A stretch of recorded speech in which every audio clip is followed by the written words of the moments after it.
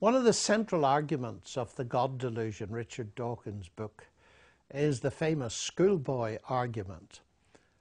If we believe in a creator, we'll have to ask who created the creator. Now, the first point I would make about that is this. If you ask the question, who created God, you are thinking of created gods. Now, the ancient world knew all about created gods. Actually, we call them idols. And people don't believe in them usually nowadays. So if Richard Dawkins really thinks that what he's demolishing is belief in created gods, then good for him.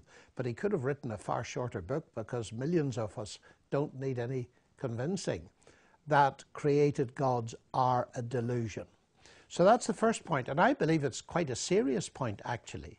Because if he thinks that the God means you must be able to say who created God, then he does fall foul of that criticism.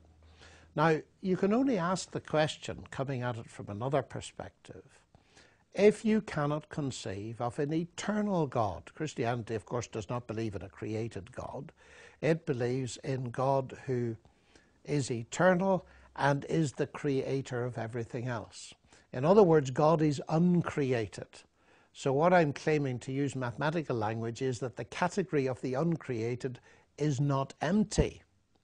Now, it could be that Richard Dawkins has difficulty with the notion of the uncreated, although, and I'd like to know the answer to this, I don't know the answer to this, does he believe that matter and energy have existed forever? Because if he does, as many people do who are atheists, then they do believe in something eternal.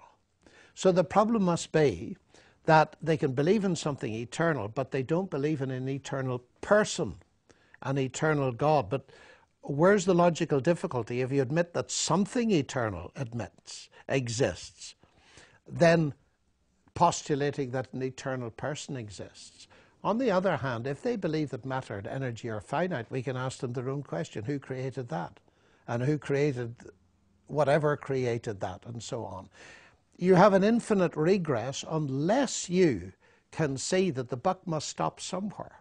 And of course, the Christian doctrine is that God existed eternally, so that by definition, the creation buck, so to speak, stops there. So I really think that in a way the game is given away by asking that question. Dawkins is thinking of created gods, which are a delusion.